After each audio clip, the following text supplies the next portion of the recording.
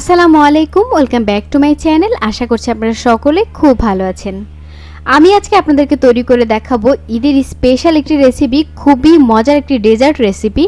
আমি কিন্তু রেসিপিটির নাম একেবারে শেষেই বলবো, প্রথমে বলবো না, আপনাদেরকে একটু চমক দেওয়ার আছে।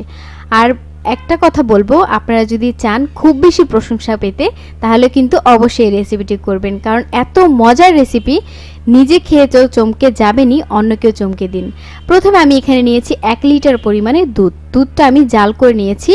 আর জাল করে নেওয়ার পরে আবার আমি ঠান্ডা করে এখানে আমি হাঁড়িতে বসিয়ে দিয়েছি। দিয়ে দিয়েছি 3টি এলাচ এবং দিয়ে দিচ্ছি লবণ। লবণটা একেবারে আপনাদের স্বাদ মতো, যে যেরকম লবণ দিতে পছন্দ করেন বা লবণ খেতে পছন্দ করেন সেই হিসাবে নিয়ে নেবেন। আমি আপনাদেরকে আপনাদের রিকোয়েস্টের একটা জিনিস দেখিয়ে দিচ্ছি, তা হচ্ছে ডানো ক্রিম। আমাকে এমন কেউ নেই যে প্রশ্নটি করেননি, অনেকেই প্রশ্ন করেছেন যে ডানো ক্রিমটা কি। আমি একটু দেখিয়ে দিচ্ছি। এরকম কৌটোতে পাওয়া যায় ডানো ক্রিম, আপনারা চাইলে নেসলে ক্রিমটাও ব্যবহার করতে পারেন। এটা হচ্ছে দুধের যে সর থাকে সেই সরগুলো জমিয়ে রেখে তারপর ব্লেন্ডারে খুব ভালো করে ব্লেন্ড করে নেয়। অনেকে অনেক ফ্লেভার অ্যাড করে, আমার মনে হয় সবচাইতে ডানো ক্রিমটাই একেবারে পারফেক্ট একটি ক্রিম।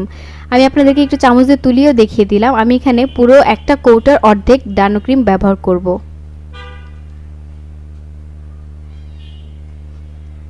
এটা কিন্তু বাজারে অ্যাভেলেবেল পেয়ে যাবেন। এখন বাজারে এরকম ডানো ক্রিম বললেই দিয়ে দেয়। খুব ভালো করে নাড়াচাড়া করে মিশিয়ে দিচ্ছি। ডানো ক্রিমটা মিশতে একটু সময় লাগে, দুধটা যত গরম হবে ডানো ক্রিমটা খুব সুন্দরভাবে ততই মিশে যাবে। আমি নাড়াচাড়া করে মিশিয়ে নেওয়া পর্যন্ত অপেক্ষা করছি। যখন এরকম একটু একটু মিশে যাবে তখন আমি দিয়ে দিচ্ছি বাকি উপকরণ। আমি দিয়ে দিচ্ছি এখানে দুধ। আমি গুঁড়া দুধটা ব্যবহার করছি। গুঁড়া দুধটা অবশ্যই ব্যবহার করবেন যদি একেবারে পারফেক্টলি আমি যে রেসিপিটি করেছি সেই স্বাদটা পেতে হলে। আমি এখানে ব্যবহার করেছি প্রায় 5 চামচ পরিমাণে গুঁড়া দুধ দিয়ে আমি খুব ভালো করে নাড়াচাড়া করে দিচ্ছি। খুব দ্রুতই নাড়াচাড়া করতে হবে, তা না হলে দুধটা আবার দলা পেকে যাবে। এই পর্যায়ে আমি আপনাদেরকে দিয়ে দেব চালের গুঁড়া। আমি এখানে পোলার চালের গুঁড়া নিয়েছি। গুঁড়াটা আমি এখানে নিয়েছি মেজারমেন্ট কাপের হাফ কাপ পরিমাণে চাল। আমি গ্রাইন্ডারে একবার গ্রাইন্ড করে নিয়েছি, আধা ভাঙা করে নিয়েছি আর দিয়ে দিচ্ছি চালটা। চালটা অবশ্যই ধুয়ে ভালো করে ভিজিয়ে রেখে তারপরে গুঁড়াটা করতে হবে, তাহলে একেবারে পারফেক্টলি এই স্বাদটা পাবেন।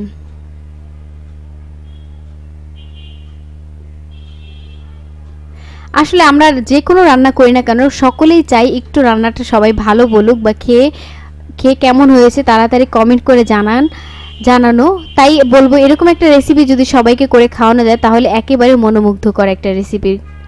আমি এখানে দিয়ে দিচ্ছি চিনি দিচ্ছি এখানে আমি হাফ কাপ পরিমাণে। চিনিটা যদি পরবর্তীতে অ্যাড করতে হয় সেটা অ্যাড করা যাবে, তার জন্য আমি প্রথমে হাফ কাপ পরিমাণে দিয়ে দিলাম।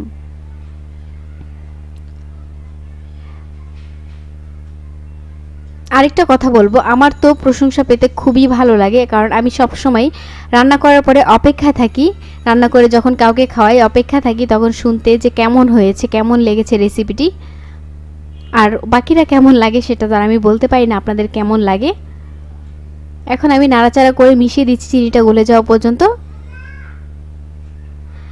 এরকম দেখতে পাচ্ছেন এখন কিন্তু আস্তে আস্তে ঘন হতে শুরু করবে। চালটা যখন ফুটতে শুরু করবে তখন এরকমটা ঘন হয়ে যাবে। অনেকটা ঘন হয়ে গেছে। এই পর্যায়ে আমি বাকি যে উপকরণগুলো আছে সেগুলো অ্যাড করব।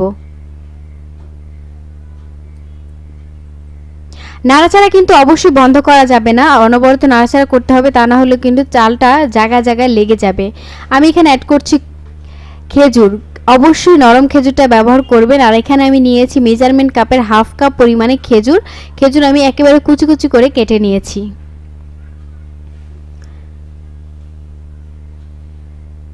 খেজুরটা দিয়ে খুব ভালো করে নাড়াচাড়া করে খেজুরটা ছাড়িয়ে দিতে হবে। অনেক সময় দলা দলা থাকে, তার জন্য ছাড়িয়ে দিতে হবে।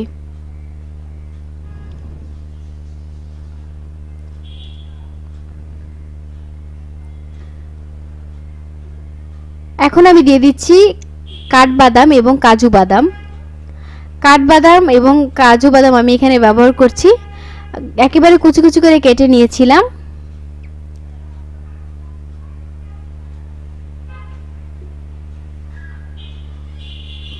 এখন খুব ভালো করে নাড়াচাড়া করে মিশিয়ে দিচ্ছি। 2 রকমের বাদাম দিয়েছি, আপনারা চাইলে আরও বেশ কিছু বাদাম এখানে অ্যাড করতে পারেন, চীনা বাদামও অ্যাড করা যায়, কিন্তু এই দুইটি বাদাম কিন্তু টেস্টটা অনেকটা বাড়িয়ে দেয়।